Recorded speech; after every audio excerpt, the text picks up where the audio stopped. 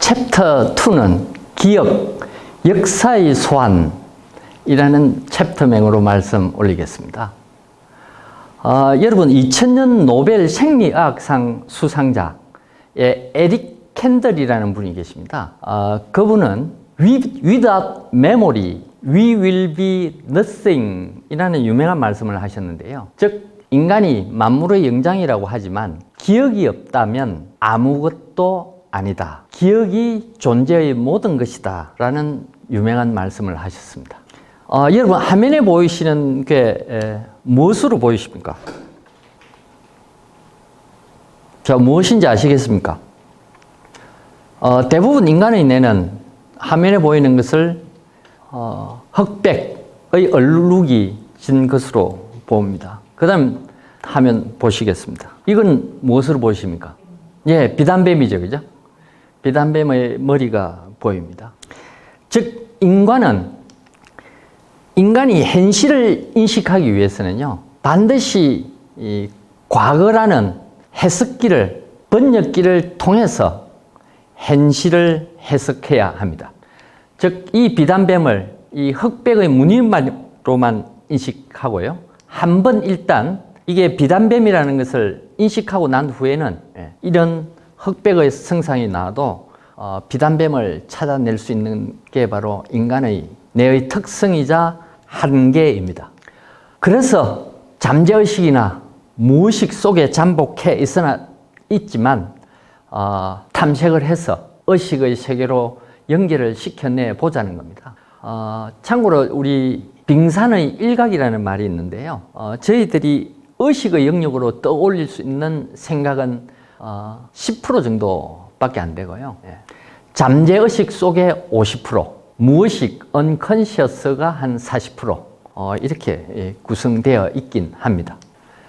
자, 사료나 금속문은 체계적으로 파괴하고 왜곡했지만 부정할 수 없는 기억이 고구려에 관련돼서는 제법 남아 있습니다. 산악 3호분 무학도를 보시면요, 다리를 꼬고 춤을 추고 있는 그림이 보입니다. 즉 다리를 꼬고 빠른 회전으로 경쾌한 발놀림의 춤을 춘다는 건데요. 오른쪽에 보이는 사마르칸트의 회전무는 아직도 두 발을 꼬고 빠른 템포의 회전을 하는 춤이 아직도 있습니다. 여러분, 이 고구려의 춤은 조선의 애달픈 정선 아리랑과는 확연히 다른 춤입니다. 즉 한류, 방탄소년단이 탄생할 수 있는 아주 먼 뿌리를 알 수가 있는 겁니다. 주름 치마를 하고 있고요. 머리띠를 맨 패션이 보입니다. 주름 치마는요, 중국 계열 무덤, 회화에서는 찾아볼 수 없는 저희들 고유한 패션입니다. 한술 더 떠서 눈에 그리고 색조 화장이 보입니다. 눈 화장과 색조 화장을 했고요. 그 다음 맨 오른쪽에 있는 그림은요, 아마 전 세계 최초일 겁니다. 파마를 한 여인이 나타납니다. 예. 그 정도로 고구려는 오늘날 한류와 BTS의 원류가 되기에 충분한 문화적 역량을 갖춘 국가였습니다. 무용총의 그림을 한번 보실까요? 무용총은 1번부터 4번까지가 있는데요. 집을 방문하는 어떤 귀한 손님을 맞이하는 그림으로 추정됩니다. 1번이 지휘자고요. 악기를 들고 있는 2번의 연주자가 보이고 전문적인 춤꾼이 5분이 보입니다. 5명이. 그 다음 노래하는 가수가 9명이 있는 원본입니다. 다음, 저희들이 삼성 반도체의 경우에는요, 지금 29년째 메모리 분야 전 세계 1위를 차지하고 있습니다. 철강은 포스코의 경우 자동차 냉영 간판의 세계 자동차 시장을 지락펴락하고 있습니다. 그리스 신화에는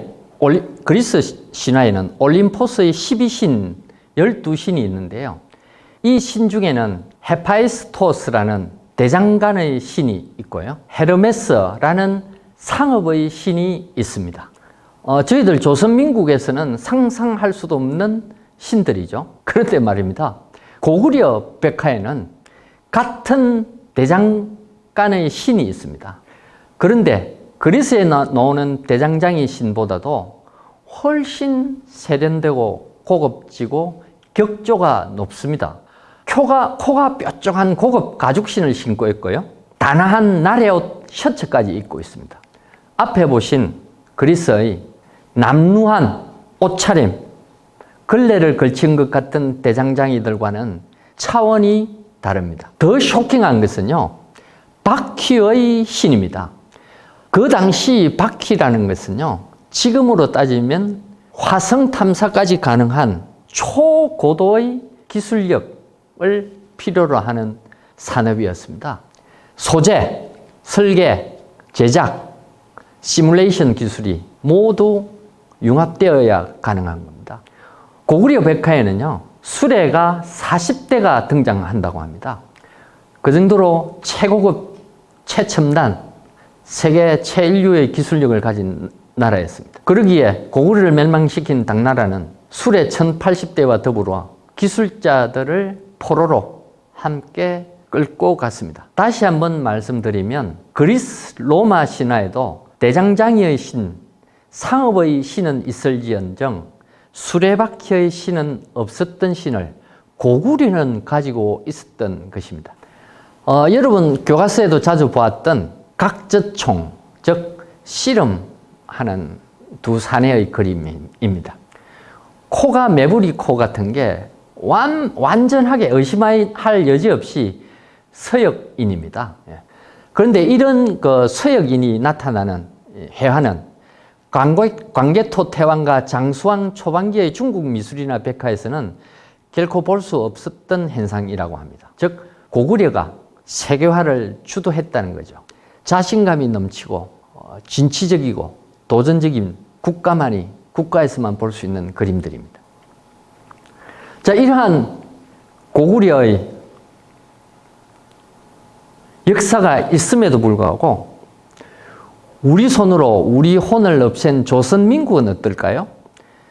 조선 숙종에 이런 게 있습니다. 도자기 굽는 분원에서 굶어 죽은 자가 39명이나 되었다. 여러분 도자기는요, 정부에서 관리하는 분원이라는 곳이 있고요. 공식적인 제작소입니다. 또는 개인적으로 운영하는 곳이 있는데요.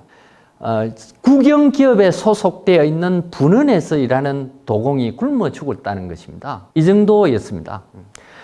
그러니 임진왜란 때 진주에서 일본으로 잡혀간 이작광이라는 사람, 그 다음 경남 사천에서 일본으로 끌려간 존계라는 사람은요, 각각 조선으로 다시 돌아와서 동생을 데리고 일본으로 다시 돌아가고 자기 제자들을 데리고 일본으로 다시 돌아갔습니다. 자기 동생과 제자들이 조선 땅에서 굶어 죽게 할 수는 없는 것이기 때문입니다. 이런 분들이 일본에 가면요, 장인이라는 취급을 받습니다. 장인요. 그런데 조선에서는 장인은 고사하고요, 산농공상이라고 해서 거의 사람 취급도 제대로 받지 못하는 직업입니다.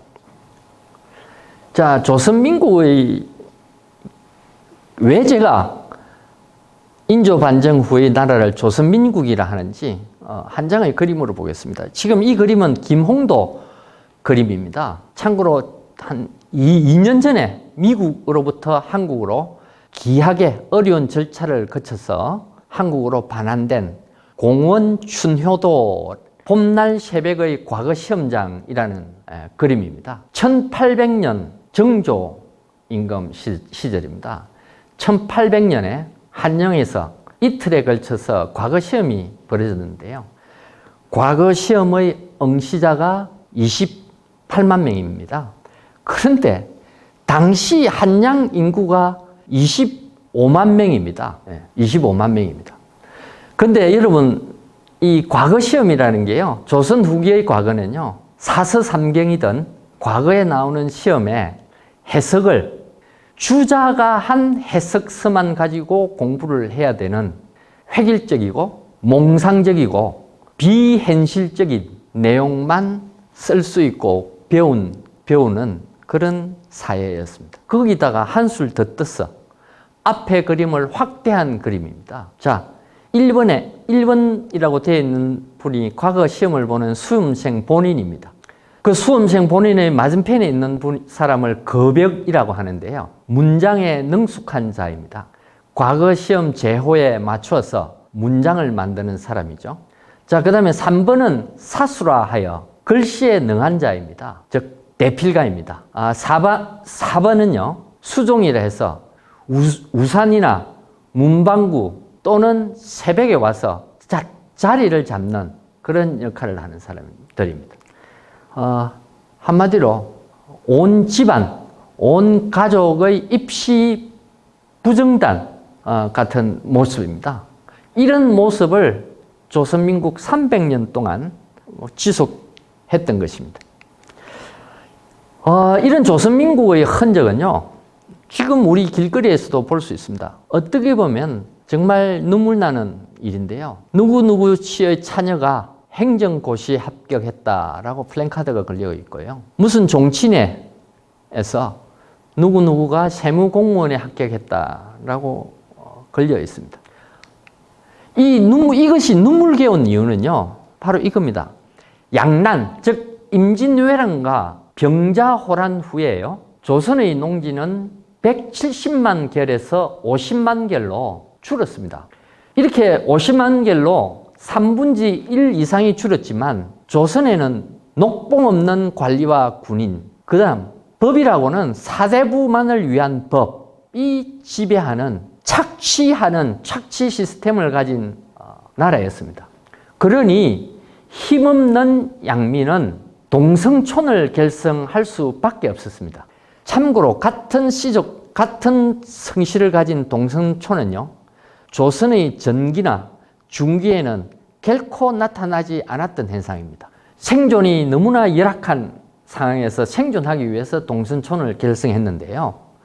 이 동성촌에서 어떤 집에 애가 머리가 똑똑하면 그 애 하나를 출세시키기 위해서 과거 시험 특정 농지를 장학전이라고 지정을 합니다. 이 장학전에서 나오는 쌀이나 보리를 가지고 과거 시험 하느라고 농사를 지을 수가 없을 테니 과거 시험 공부할 때의 밥 걱정을 들어주고 서울 과거 시험 오고 가는 노자의 경비로 쓰기 위해서 동성촌의 공유지 중 일부를 장학전으로 했던 겁니다. 그러니 이 해련, 이 지연에서 구급시험이든 공기업이든 행정고시든 합격하면 집안의 가문의 자랑거리가 될 수밖에 없는 슬픈 역사적 배경을 가지고 있는 것입니다. 톨스토이가 말했습니다. 인간은 성장을 멈추면 그 순간부터 불행이 시작된다.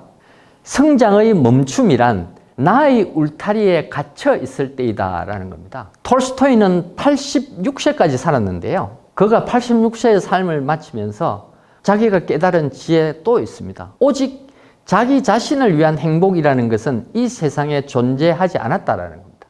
즉 나의 울타리에 갇혀 있지 않고 나의 울타리를 너의 울타리로 확장시킬 수 있을 때 행복이 가능했다는 겁니다. 그런데 저희들은요, 오늘날의 대한민국은 조선민국의 저주받은 유전자를 고스란히 안고 있습니다. 그러니 나와의 해련이라는 울타리를 벗어나기가 힘든 것입니다. 그러니 오늘날 우리나라를 가장 성공한 국가, 가장 불행한 국민의 나라라고 하는 것도 당연한 것이죠.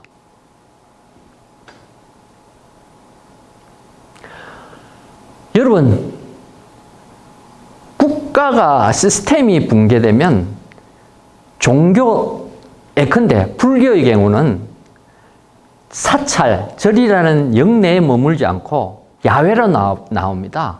미륵불이 바위에 조각된다든지 외부에 부처들이 곳곳에 산재하게 되는 것입니다. 이러한 선종적인 분위기는요, 우리들 국민들, 오늘 살고 있는 국민들에게 항상 이런 문화적 유전자를 또 넘겨줍니다.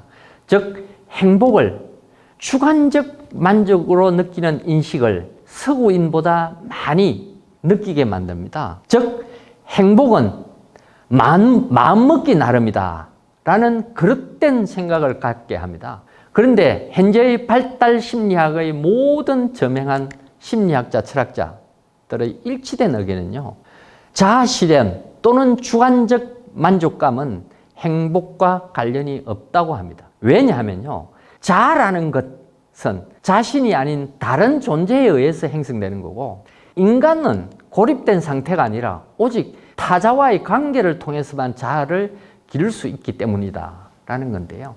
여기서 다른 존재라 할 때는요, 키에르케고르에게는 신이고 미드라는 철학자에게는 사회 공동체임 이렇게 되어 있는데요. 즉, 다른 존재는 신 또는 사회 공동체입니다. 그래서 행복을 할 때 릴리전, 종교를 가진 사람은 행복감을 느끼기가 쉽다는 이유가 그 이야기입니다. 유일 신을 믿지 않는 사람의 행복은 사회 공동체를 통해서 성취될 수 있다는 것이기도 합니다. 예, 감사합니다.